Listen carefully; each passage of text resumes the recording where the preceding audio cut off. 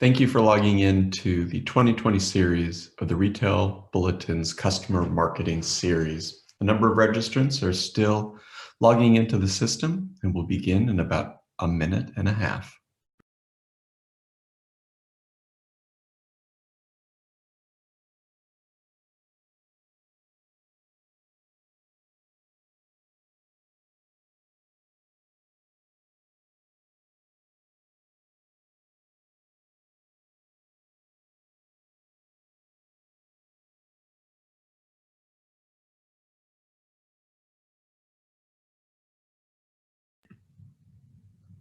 Hello, my name is David Rosen with TIPCO Software, and I'm delighted to be the host of this second series episode of the Retail Bulletin's Retail Customer Marketing Series. We'll be getting started right now. I'm really excited about today's session, where as part of the overall series, we'll be talking about the future of retail marketing for customer engagement. But today's topic is one that's kind of near and dear to my heart. And working at TIPCO Software, which is an enterprise data company, an element of retail marketing which is fundamentally data-driven. But as you'll see from the conversation with our esteemed panelists, it's more than just a data-driven and technology-driven skill and capability of retailers. It really does combine strategy, organizational adeptness, as well as the required technologies to deliver relevant personal experiences to our customers. Today's session, which is number 2 in a series, is really a focus on personalizing the retail experience. It is how our buyers, how our consumers really crave that degree of personal attention, even in an era of heightened sensitivity to their privacy, to the respect that we have for them. And it truly is that balance between privacy as well as the insight that drives really incredible customer experiences and the positive outcomes that come from that. My name is David Rosen. I'm with TIPCO Software, a Palo Alto, California-based software technology company that is fundamentally one of the world's most important enterprise data companies. We have offices over the world. In fact, I spend a very large percentage of my time in our London office. So I'm very familiar with the UK retail landscape, UK retailers, and many of the people with which you engage all the time from a retail leadership standpoint. I've had the honor of working with the Retail Bulletin for almost half a decade, and these are some of my favorite events, really based on the quality of the attendees, your thoughtfulness, and the other panelists with which I have to work, with which I get to work. One more thing, we are in the world of Zoom. Apologize in advance if there are dogs or trucks, etc. We're all beginning to live with this new reality, but I think based on the quality of the work that we've done together and the preparation of our panelists, we're going to have a tremendous presentation today. One more thing, as we go into the panel discussion, you'll have an opportunity to ask questions. You have a Q&A button within your Zoom interface. We'll do our best to reserve time at the end, and we'll do our best to ask our panelists to answer your questions directly, honestly, and personally, much like they go to market with their own personalization. So before we get started, the lawyers make me show this screen. I'll let you take a look at it for a moment, and now we'll move on to our real content. Just very quickly, TIPCO Software is the sponsor of this webinar, and I wanted to let you know a little bit of context of who we are so you can kind of appreciate why we're here and what we add to the equation. As I said before, TIPCO Software is one of the world's largest enterprise data companies, really focusing on some of the largest companies of the world. 21 of the Global 2000, but importantly, working with more than half of the top retailers in the world. Now, 5 of the top 10, but 60% of all the retailers in the Global 2000.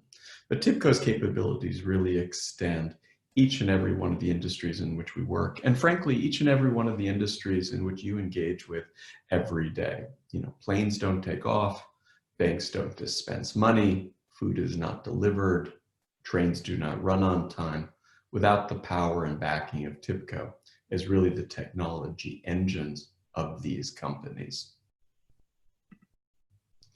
What we find, and I think that you see that across the incredible breadth of capabilities to which you see, the incredible breadth of industries with which we work, is those capabilities tend to fall into three primary areas. Customer intimacy, which is really the area in which we'll be speaking about today. But in addition to customer intimacy, the ability to take data to really drive operational excellence. And then finally, in some cases, and this is absolutely the case in retail, to drive new business reinvention, to disrupt markets, to think differently about essentially monetizing data or building ecosystems that essentially combined. Much of what we're experiencing in COVID-19 has been a reinvention of the retail business, whether it's last mile delivery or pivoting across channels. Data is also the fundamental driver of business reinvention, and more so now than ever. And data, as I keep going back to, has been a fundamental driver in the evolution of retail over the last decade. And for those of us who have been in retail for a long time, we've seen a very important progression from the beginnings of e-commerce. My first job out of consulting many years ago was selling golf clubs on the internet. We didn't know what we were doing, and people didn't know what they were buying, but it really started people thinking differently about goods and services and the way that providers were then selling to the consumers who wanted their goods. The impact of social media, and we called that back then Web 2.0, where it wasn't social networks that were dominating, it was the ability for people to provide content to the overall World Wide Web. Next, the impact of mobile, just vast. The aspect with regard to the amount of data that was being created, the aspects with regard to the behavior in which it was allowing, and the aspect with regard to the expectations of real-time response. And then finally, without exception, what we're going through right now, which has been the disruption of COVID-19, and many would argue the acceleration of COVID-19 towards new retail models. But through each of those transformations, through each of those steps of progression, data has been the transformative energy. And when retail organizations are able to tap the power of that data, that is the power that allows them to drive innovation, to collaborate within their organizations, with their customers and with their partners, and grow profitably into the future. So who is TIBCO and what is our role in data? TIBCO fundamentally does three things and three things only, but obviously they're vast in their impact and relatively complex and important in terms of what they are able to do for a retail organization. TIBCO connects any data across any system, any device, any application, any people. We turn data into information by unifying it, by breaking down silos, by putting structure to it, by putting governance to it, by allowing people to trust that they're using the best available information, and then ultimately take that information and allow decision makers to find insight and to confidently predict the future. And when we speak about personalization, it's that sequence of having access to the right data, to turning it into, use a cliche, a 360-degree of our customers and our products and our stores, and ultimately to put the right information, the right offer, the right engagement to the right person in precisely the right moment of truth. That is the power of TIBCO. And the impact is very important, particularly when it comes to personalization. And these are metrics that we see with our own customers. We see large increases in conversion rates. We see increases in the monetary value of every transaction. We see a very important cross-category engagement. And cross-category engagement is one of the keys to retail loyalty, where if traditionally you only bought from one category and then extend into another, your likelihood of long-term loyalty and lifetime value goes up phenomenally. We see lower rates of attrition. We see massive gains in Net Promoter Score and other customer satisfaction scores.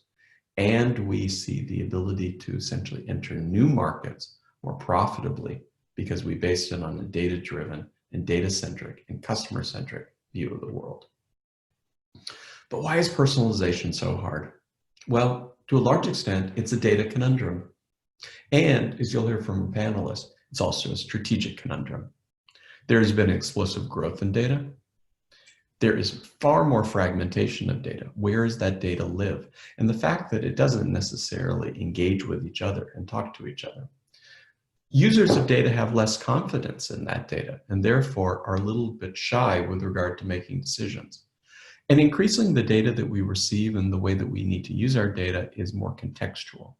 Real time drives context. An example I often use, we work with a large food seller in the UK. If I am heading home from work and I am near to my tube stop and it's 5 p.m., the context of what I have bought in the past, that it is near dinner time, that my geolocation puts me near my tube stop, really is that context.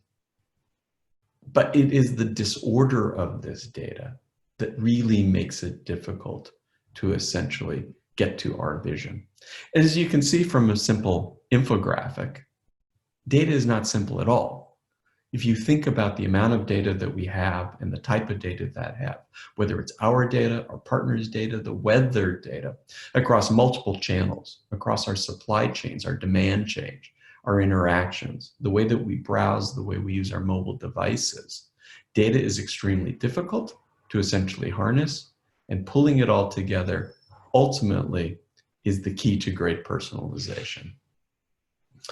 TIBCO connects, unifies, and predicts that data to make it possible to unlock the potential of real-time data for making faster, smarter decisions, and ultimately to drive very powerful personalization. So what is required? We need to be able to connect to data and respond in real time. We need our employees to be able to trust the data across their entire enterprise. We need to be able to manage beyond data swamps and data silos. The whole myth of big data is really one of not big data being important, but kind of big data. The amount of data that fits on a Mac or a PC for making decision-making, not all the data in the world that we have access to. More data isn't necessarily better data. We need to be able to blend the past and the current in order to predict the future. It is that kind of hyper-converged view of having our past history from which to learn, data science to which we predict, but being able to essentially monitor it and learn from it in real time. We need to focus on our people.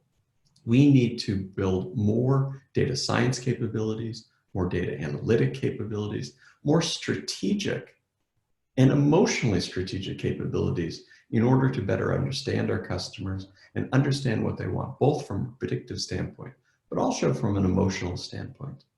And then finally, we need organizations that are innovative and willing to experiment, but have scientific method, particularly with regard to personalization, that allows us to try things, learn from it, and adapt from those experiences. Personalization is never perfect. Personalization is adaptive.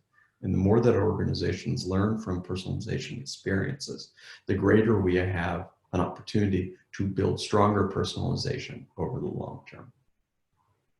Now, we enter a point of our panel discussion, and I'm really delighted to welcome 3 esteemed retailers and retail experts from the UK. And what I'm going to do is I'm going to ask them to take themselves off of mute. I'm going to ask them to start their videos, and so we can begin. And why don't we go Jack, Josh, and Shalom in that order, and only because you're in that order on the slide, to give us a little introduction of yourselves. Oops. Yeah, of course. Back a slide, one moment. Okay. Very good. So good afternoon, everybody. My name is Jack Sweeney. I have very quickly spent 10 years in consumer durables, always on the brand side, so the supplier side versus retail. So I'm hoping to bring a slightly different perspective to this conversation and hopefully offer a bit of value on how retail can work with brands to better understand their customers through data and ultimately optimize the opportunities. So delighted to be here and looking forward to the discussion. Brilliant. Yeah, hi everyone, I'm Josh Ashby. I'm a Chief Commercial Officer at UK Floor and Direct, which is very much a digital specialist role within a pure play retailer.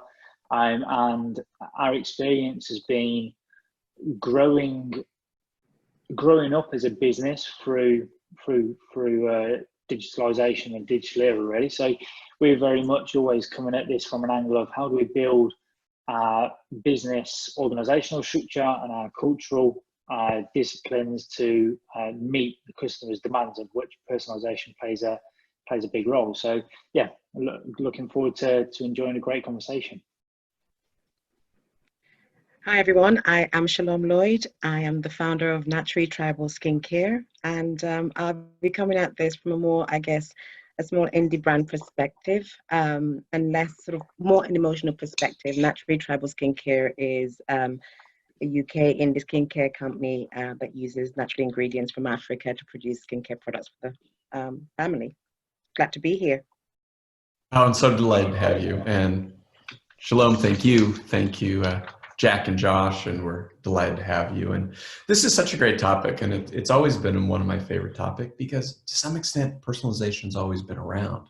You know, there has been the myth of personalization, but I would like to really get into the reality of personalization, which is to say, there's been a lot of talk, there's been a lot of hype, but would love to start with each of you and kind of go around before we kind of go one-on-one, which is, in your experience, you know, as a practitioner, and I'll go back to it, as a consumer as well. It's one of the fun things about retail is we can be experts in terms of our field, but we can also be experts with regard to just going shopping, right? How would you describe a personalization today? Why don't we start with Shalom?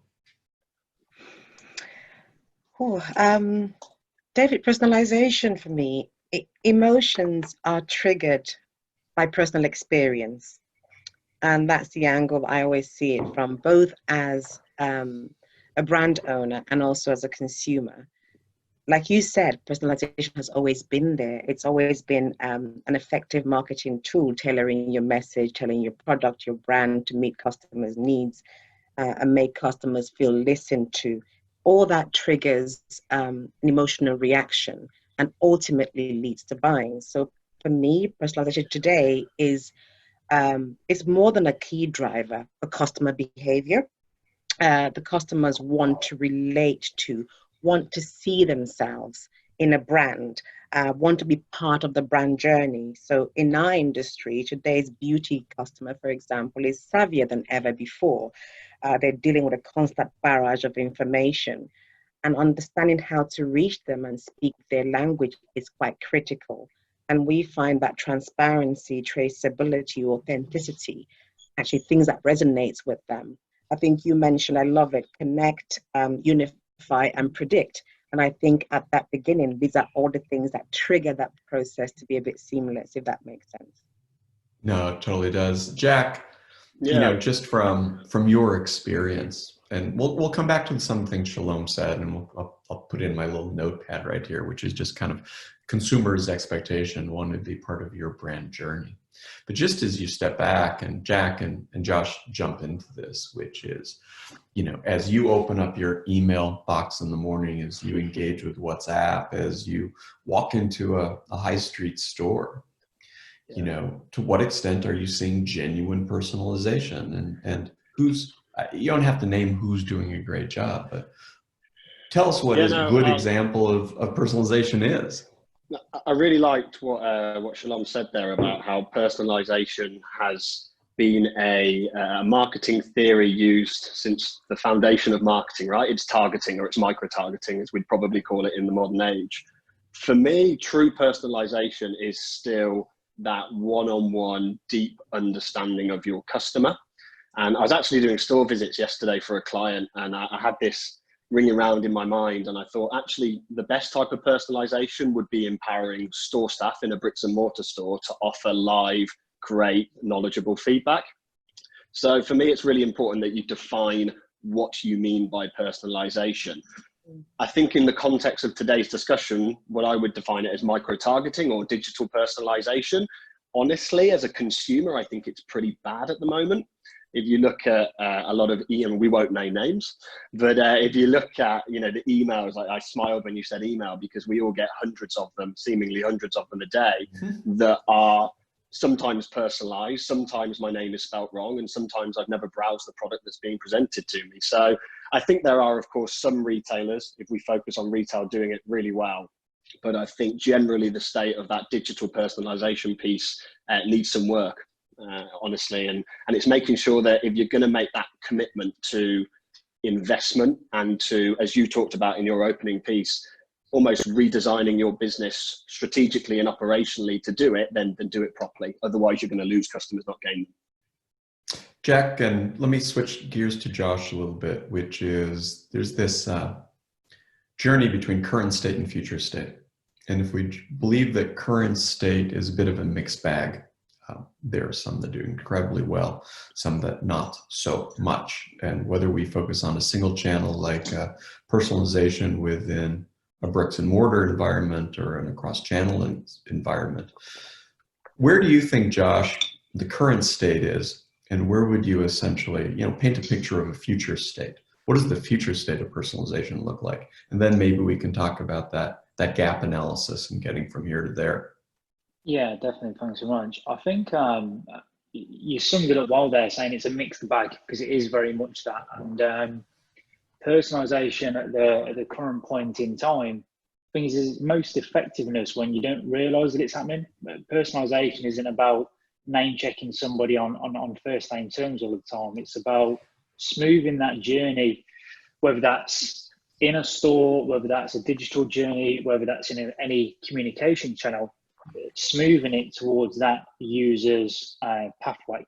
That can be as simple as when you're going through a checkout on a website, that person's a new user based on any identification that you've got at that point, prompting them directly through a guest checkout experience, as opposed to serving them a login, returning user screen, and a secondary new user screen. So I think it can be delivered in a number of different ways, and not just hung up on, as I say, one-to-one name checking of users, which is generally how it's been done in the early times. Where it goes from a future perspective really depends on how businesses do continue to aggregate their data. That's the big conundrum for most enterprises with legacy disparate systems. And that does hold the keys, unfortunately. At the same time, tech isn't everything, and we've certainly got a lot of expensive, shiny tech that's very, very underused. But it is fundamentally an enabler that's needed. So, yeah, to round it back off, the future of personalization is rooted in how we manage our data at a business level, and how we give consumers confidence in how we're using their data. And with data privacy laws seemingly constantly changing and ever evolving, how do we keep on track with that and use data wisely? I'm going to make a note of myself to come back to two different points. Jack and Josh kind of gave a little bit of a different perspective on that, and I want to bring that back to Shalom, but not before I ask a first question. Just the points I picked up from Jack and Josh. Number one was this idea of targeting and micro-targeting and understanding our consumers on a much deeper way, or recognition that data essentially is able to help us better understand our consumers in terms of who they are and potentially they want. Josh, you made a great point about what I would call the customer journey, and customizing that customer journey and making it relevant. It's a recognition of, are you a new customer? Are you an old customer? Have you bought from me in the past? Where are you in my progression, etc.? So we'll come back to that. But before we get there, we've talked about from a provider standpoint. Where do you believe consumers are on this? Are they looking for greater personalization, or is there a perception of creepiness? Where are we on that or that spectrum with regard to consumer expectations? And anyone can jump in. Oh, I think consumers are definitely looking for personalization. I guess, personalization could mean something different to the consumer, and something different to the retailer. So it's about where we meet in the middle there. I think it was Jack who talked about, bricks and mortar. Personalization will vary depending on the channel, right? And I think customers are looking for that. It's still the same foundation. As a retailer, if you have a new brand, you're looking for that awareness. First, you raise the awareness, then you have consumers try your products, then they purchase your products. then they repurchase the product, and then you start to build that loyalty. And through that journey, as they go through that phase, hopefully, where personalization comes in, for me anyways, equals to value. What value are you adding for the customer through that journey? And how are you taking them through that journey? And I think that consumers are looking for that. Gone are the days of nice and shiny. People are now looking for more, something that does what it says on the tin, but also adds additional value. That's what we've seen with COVID, I think. The companies who are doing really well in the lockdown, consumers are looking for that thing that's more. And they're looking to see themselves. You've listened to me, you hear me, you see me, I can see myself in your brand. And I think that would go on more and more in the future. Shalom, let's even go deeper with your experience, because you are a relationship-oriented company. You know, the creation, the origins of your company were really built from a very personal standpoint. And you've taken that personal standpoint and translated it to a very personal journey, whether it's through a single purchase journey or through a lifetime journey. But would love for the attendees, the delegates, to actually hear your story and how personalization plays into your customer's experience. No, absolutely. Thanks for that, David. You're absolutely right. And that's where I said at the start, I come from an emotional standpoint. So I never intended to start a skincare company. I'm a pharmacist. I've worked in the pharmaceutical industry for the past 24 years. And after 4 cycles of IVF, I had my twins. One of them was born with eczema. He would scratch till he bled. And, you know, after being pumped with these chemicals, I was looking for a natural remedy to soothe my son. And I tapped into my African heritage. Shea butter as a base. It's been used for generations. I had to mix in my kitchen. Complete fluke, Eureka formula. Josh's skin cleared in 3 days. And like a bad mother would, I let him flare up again and tried it again, and it worked.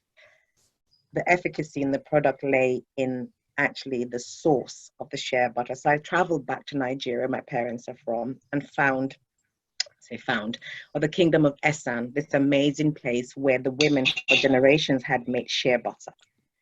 Today, we're building a factory there to employ up to 70 women, bring in the shea butter here into the UK, manufacture, formulate, test here.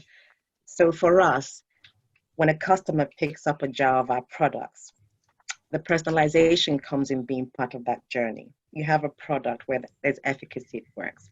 But this product, you can also relate to a woman who picked the nut and went into your product, who's thousands of miles away. You're supporting her empowerment. Comes into the UK, it's in glass jars, better for the environment. Vegan, cruelty-free. So you're looking for those customers. What are you looking for exactly? So we've kind of narrowed our customers into a niche group of people and know exactly what they want. And when they take that journey with you, they feel, I'm not just buying something that's great for my skin, but I'm part of a whole tribe. That's why we're called naturally tribal. I'm part of a whole tribe that's making a difference to our environment, to our world, to people, etc. So that's why our journey is quite emotional. And we see personalization as that value we're adding as the customers progress through that chain. So that's a fantastic story. Jack and Josh, let's now get into some of the technology and the data focus as well of personalization, which is, I think that we've, through each of you, have agreed that personalization, if done right, and I'll put that caveat on that, has real positive business outcomes. You're more likely to retain a customer, you're likely to have a higher lifetime value, and frankly, you're much happier, your customers are happier with you and more satisfied.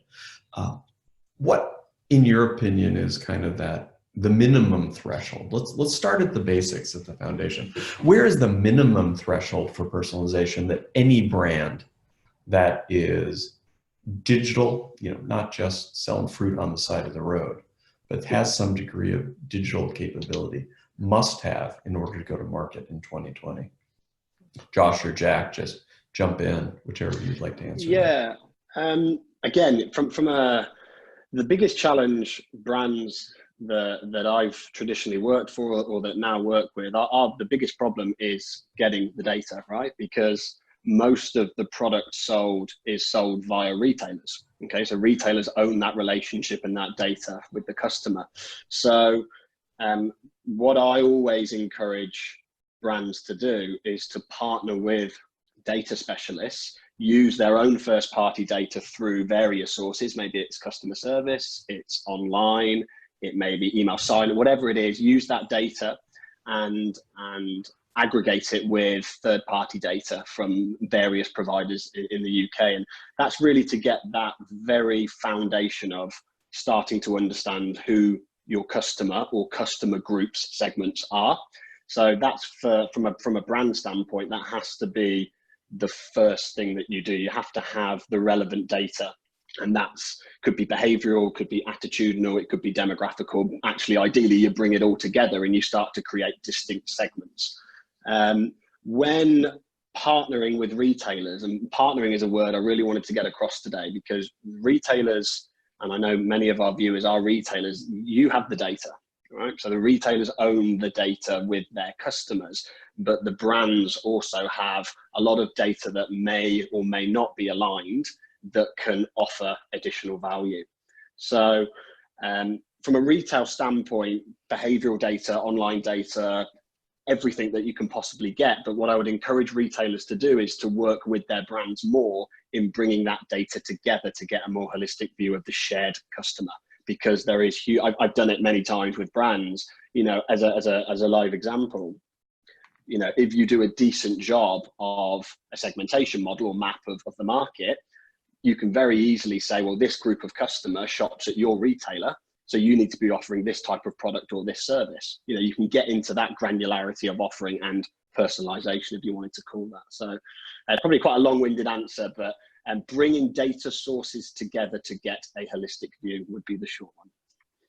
Great answer. And Josh, let's pick up on what Jack was talking about, which is, Jack mentioned a lot of data from a lot of different sources. So dealing with really two vectors on this, right? We've got our sense of the amount of data, and we've got our sense of the disparate nature of complexity of that data. You know, what lessons have you seen with regard to essentially getting to the right data, as well as understanding the difference between, I think, what is behavioral and attitudinal in orientation versus what is descriptive or demographic in orientation? So kind of two questions for you, and you know, Jack and Shalom, please feel free to pick up on what Josh is saying. Yeah, I think one of the big prerequisites for having that data is all in the collection. I mean, we come from probably a naive position where as a young business, we didn't have legacy systems to try and consolidate. We started as a digital retailer, so we're probably naive to some of the challenges to a certain degree, but we have a customer-centric 360 platform. We work with a full cloud-based stack from customer order processing through marketing automation through front-end website, which just gives us an inherent benefit from day one, which I'd say we certainly don't value as much, because we've not felt the pain of having legacy disparate systems. So I think that's a prerequisite. And then you mentioned behavioral data in there, which is something I was going to reference earlier on, which is crucial for us, the next level of personalization as well. We want to be able to offer everything that a in-store assistant could offer. And the interesting point there is that when you're doing a pitch to a customer on a product in a store, you're not just asking them for static answers. You're not just asking, do you like white or black? Do you like light or dark, or thin or fat, or high spec, low spec? You're looking at the behavioral response. You're looking to the customer go ooh and ah when you're talking about high value and high cost, or do they rub their hands because they want the top of the range product, and that's what's going to give them out and out satisfaction. So understanding behavioral data in conjunction with more statistical data and more static data is a key part, to be honest. How can we bring that store assistant or shopping assistant into a digital arena that makes it scalable and much more intelligent? So That would be a key part for us. In terms of going back to the initial question, the minimum standard, I think it is about looking at, this is going to be maybe contentious, but there's a lot of products that you can select from the market that enables you to do in-channel personalization. And as long as you're not kidding yourself that that's the be all and end all, that's a good place to start. Start working with small data sets that you know are controlled and contained, that enable you to take a benefit in channel and then continue to try and bolt those products on to then aggregate the data into a single source and then trying to get more interesting with cross-channel personalization then as a result. But it doesn't have to go from 0 to hero overnight to achieve that. You just have to be conscious and understand the limitations of the data and channels that you're working with at that given point in time. Great. So we started with the critical capability of understanding, building organizational understanding on not a mass basis, but kind of an intelligent segmented basis, right? It's not finding, well, it really is. I think we've picked up on different things. There is a one-to-one notion of a personalized experience through that journey, but there's also a one-to-few notion of understanding groups of people with regard to some commonalities, right? So what you guys have pointed out is this is not a one-to-one discussion. This is not a one-to-few discussion. This is the ability to find the balance between customizing the journeys, but as well as a better understanding so that you can customize the message and the experience. So we went back and Jack was really pointing out this idea that says, for me to get started, for anyone to get started, is I have to have a real strong command of kind of a multi-variable view of my customer base. Some of that data comes from my own historic data. Some of that comes from what Josh was saying, which is, frankly, I'm just going to ask people what their preferences are. And sometimes it's going to come from third parties who have additional information that we don't. So 3 of you, I'm going to lay this out. How do we now take that understanding of the past and the present and be able to predict the future, which is what is most personal to you? What action, what offer, what engagement, what touch, whether it's in-store, online, on my phone, is going to have the greatest impact on my likelihood to buy and my shopping experience. So how do we essentially better predict the future based on our knowledge of the past? I think, as you say, it's I think you said earlier on in your presentation, but making sure we have more data science skill sets, either within organizations or within partner agencies or partner providers. And ultimately, to run any data science models, you need to have that history of data. You need to have it in reasonable data sizes and data sets as well to start the model on. So it's not something that can be jumped to straight away. You need to have those component parts of data history and skills to work with that, and using that as a very much a starting point, and then deciding or identifying where that information is actionable, because it can sit in a data model in the GCP or on a third-party platform, but it has to be in an actionable place with user identifications in the channels that you want to activate that personalization in. So it's an interesting big next step, I think, for most brands and retailers. Yep. Shalom, you work for a small business. That's right. You are the heart, the essence of your business is Josh used a good word there, which is data scientist, right? The implication there is that someone has a PhD in statistics or data science, and that is a minimum threshold for getting us from an intuitive or data-driven understanding to true predictive analytics. As a small business owner, what do you see as your required capabilities, and is that even a threshold you can overcome with regard to data science and prediction? Yeah, I mean, you're right, it's predictive analytics, but I think, taking it back, because I'm personally like to keep things simple, is actually defining what are we looking for. what are those categories or parameters we're looking for? Because if everybody's talked about it, the amount of data out there is enormous and it can be completely overwhelming. It's using, and I live in a world where science and data rules, data is king, and using that amount of data to actually segregate your consumers. For us, using it to target the right people. Speaking about industry that I know, Right. is you have the beauty sector, which is this huge. Then with the data that you have, you start to narrow it down. The natural and organic skincare products are this small. Then within that, you have the skin conditions. So it's using the data to actually target your customers better. For us, I guess as a small company, it's easier because we're closer to our customers and we have we can monitor their journey. We're more flexible, we're more nimble, and we're quicker to respond. So for us, collecting that data is almost a lot more personal. And we're not there yet. We're still a small company. So it's easier when you're smaller, I suppose, as opposed to when you're a huge, well-oiled machine, right? So for us, is making sure that we get those fundamentals right now that we're the size that we are. If that makes sense. Yep. A question that came in that we were discussing earlier is marketing technology, MarTech, is a vendor-driven.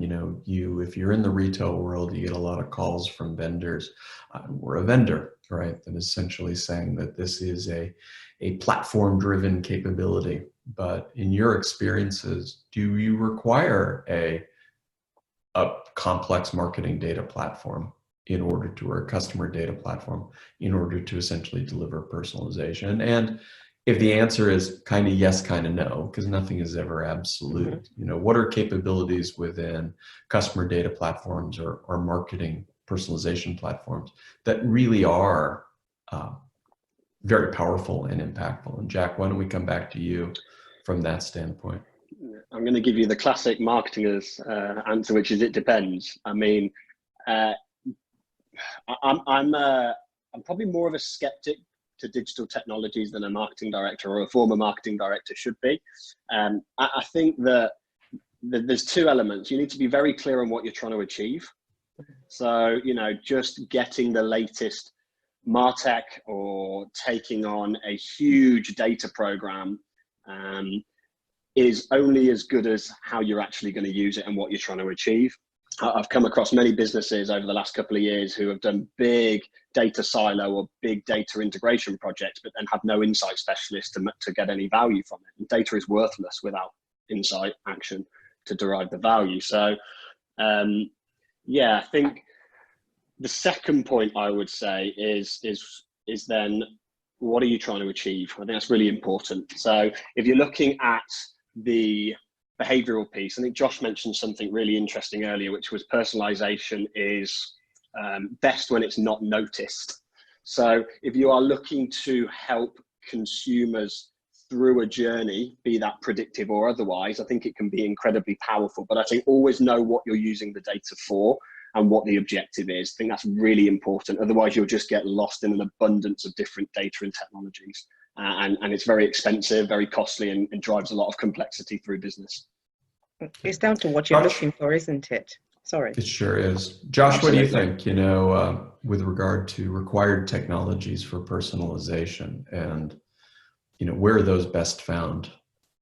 Yeah, I think, as I say, there's a lot of advantages that you can find which are much easier to operate simple in-channel personalization. So your email marketing platform or your email automation platform will have some degree of personalization or at least dynamic content capabilities.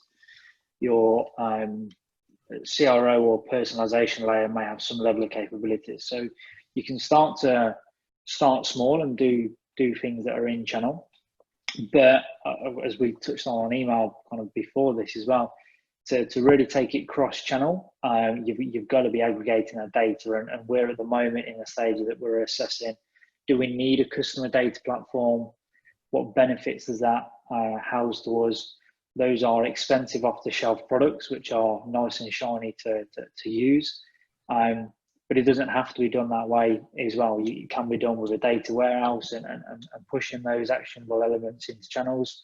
So there's a lot of there is a lot of noise out there, and again, echoing what Jack said, it's about making sure you know what the output's going to be. Don't take a product or a MarTech off the shelf because we've referenced it or because it's in some forum somewhere, or someone's picked the phone up to you. Really says, does it give you a competitive advantage? Do you have the synergies with your operating resource to utilize it? Again, since what Jack said, if you've got a big data warehouse and no insight specialists or analysts or data scientists, it's not going to do a lot for you. So it's just finding the right product for the right time for the right teams to start that personalization journey, and then build up from there. To be honest, you don't have to worry about a huge centralized data platform until you're working with multiple channels. So continue to add those in, continue to add piecemeal and aggregate as you go. Let's hit one more piece of the technology, and to the delegates on the line, please feel free, and a number of you have already done so, add to the Q&A session, and we're going to close this out quickly in terms of my moderation. We're going to go to your questions, so feel free to add to the Q&A. But before we get to that final piece, a question about kind of the inherent conflict in the word science that we keep hitting, which is, we know personalization is far from science, right? We know that there's no absolute answers with personalization. We're trying to get closer, right? We are trying to use data to the best that we can in order to essentially get us closer to what we expect our consumers to want, when they want it, and with the voice that they want it, right? With the attitude. So a lot of what comes from the science of personalization is the scientific method, or experimentation, right? Which is the ability to essentially learn from our experiences as marketers in order to continuously improve. And let's start with Shalom right here, which is, what has been your experience, both in terms of what has been successful and unsuccessful? And what has been your kind of personal learnings of how you've evolved your own capabilities of personalization over the time in which you've been working? It's been a journey, I have to say. When you start, you kind of it goes back to what Jack was saying. It's not asking the question, what am I looking for? What question am I trying to answer? And actually having so many nice to haves. It'll be nice to have this information. It'll be nice to have that information. And that was something that we very quickly realized that we really do need to hone in, because we're trying to be all things to all people. We're trying to personalize ourselves to different demographic, different, a diverse group of people, until we realize actually who are our customers, who are the people that we should be targeting, and what are they looking for, so that we can tweak our service offering, our products, and personalize it to this targeted audience. I wish I had done that at the very beginning, so it took us a while to kind of get there, because we wanted to be all things to all people. And Josh, in your experience, have you employed any kind of rigorous test and learn methodology in order to essentially, A versus B, test versus control? And what was your kind of, not just analytic rigor on that, but also the cultural rigor of essentially insisting that you use test and learn and be able to quantify your personalization? Yeah, it's a big cultural piece, as you say, to start with, putting that mentality in, which is, we always talk about fail fast. We always talk about being a risk taker. That's only really, for me, successful in a test and learn culture, because you need to be able to demonstrate why you're taking a risk, have a measuring framework to understand then whether that risk paid off or not. And if it didn't, understand why it didn't pay off, because the hypothesis might have been sound in the first place, but some of it didn't quite play out as you expected, or even the execution itself wasn't quite right, even though the opportunity was there. So bringing that culture together, and then the statistical kind of measuring framework around it, helps us just to be more objective with what we're trying to achieve.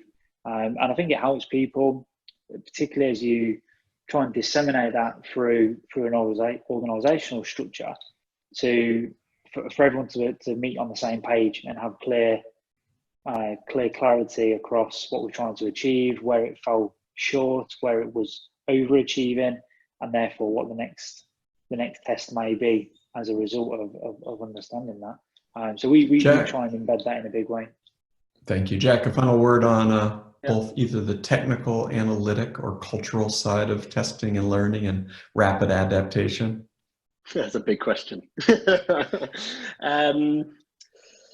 Yeah, I mean, I think I would concur with a lot of what's been said. I mean, it's a real buzzword, isn't it? The test and learn, fail quickly, and I would encourage more organisations to live it and not just say it. I think particularly when you look at big organisations that have quite broad marketing teams or digital marketing teams, that message doesn't always permeate down, and people aren't always empowered or feel confident to really try different things, particularly within channel. My final point would be on just getting the basics right from a cultural standpoint. And if you're seeking that single customer view, make sure that it's a business-wide commitment to seek that that single customer view.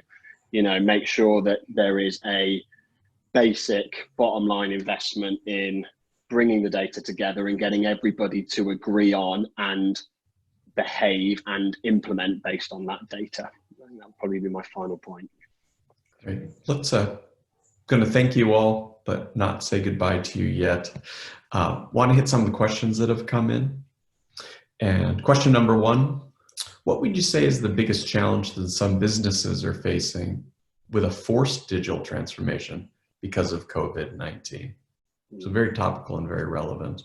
I think if I was to jump in there, I think in a single word, it's infrastructure, whether that is website capacity, whether that is fulfillment capacity, whether that's logistics at this kind of scale. Generally, bricks and mortar business or traditional businesses just don't have that digital infrastructure there. I'm not even just talking from a personalisation perspective, but more from a more practical fulfillment perspective. It's just not geared up in that way. So it's a big change in their working practice and operating practice. Any other thoughts on the impact of COVID-19 and how that has changed? It can be broadly retail, but really specifically to personalization. Yeah, I mean, I think it's changed behavior. It's changed it so much. I mean, you really notice the difference between bricks and mortar and sort of online when it comes to retail, right? I think what it has also done is showed the gap between large and small business, adaptability, flexibility, and innovation has really, really come through. I think that has on the flip side showed the challenges that big organizations face in terms of adapting to very quickly circumstances like COVID.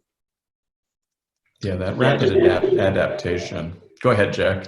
Sorry, yeah, just a final point. I think what COVID's done is accelerated trends that already existed. Right? I don't think it's necessarily created trends, maybe hygiene consciousness. Whether that sticks around or not is a debate for another day. But it's certainly accelerated trends, and probably not particularly popular on this panelist with the attendees. But a lot of the work I'm doing at the moment with brands is on direct to consumer, because their distribution was so heavily impacted and they weren't able to reach their ultimate customers that it's made them think, actually, we need direct contact with our end users. And I must say, linked to that point, a big reason that brands do that, and I know it's not popular with retailers, is because they want the data. So yeah, if there was from my experience in the brand world, in the corporate world, if there was a better relationship, a more harmonious relationship between brands and retailers on sharing data within GDPR constraints, then it could help, definitely. But GDPR has accelerated what was already happening by many years. Any final word? Let's do kind of a wrap around and then we'll put an end to this session and look forward to the next. But final word from each of you, and maybe close with another question from our audience, which is, who do you really look up to and who should other retailers aspire to? Who's doing a great job with personalization? And kind of wrap that around your final comments. So Shalom, let's start with you and then we'll hit the others. I don't know if we're supposed to name names here, but I have a competitor who I think does things really, really well in this current climate. They're a huge well-being and skincare brand, and I love what they're doing in terms of personalization. For me, it stands out. The cultural diversity actually stands out when you have a brand that has a diverse product portfolio, one that has a messaging that's representative of the society and the customers they serve, right? Yeah. And ones that have staff that represent the customers they serve. That is a brand that is diverse in itself, and that's what we are trying to be and aspire to be. Great.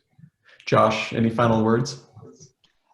I think just summing up kind of the points that I've been touching on throughout, I think between cultural, technology, and strategy is the key thing, and then centralising that with a very customer-centric view, which we've tried to round off with some very specific customer-driven KPIs and not channel-level KPIs.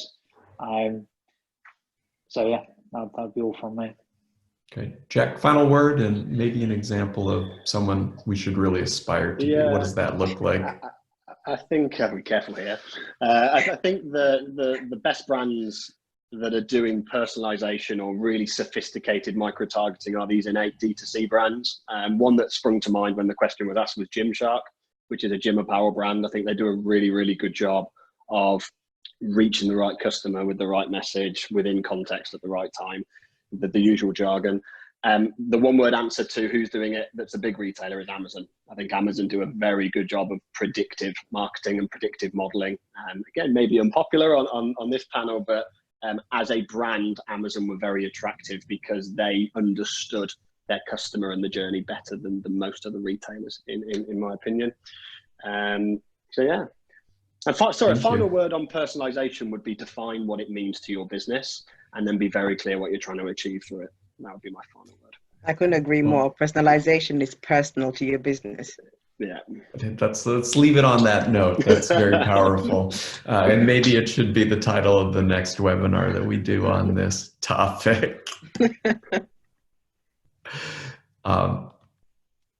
So again, I want to thank everyone very much. Would also like to give a little commercial break for our next session with the Retail Bulletin, which will be on July 16th, which will be at 10 a.m. So again, thank you for watching. Really appreciate all of your attendance. This will be available digitally, of course, and we'll see you next time. So thank you very much. And of course, thank you to our participants. Bye-bye.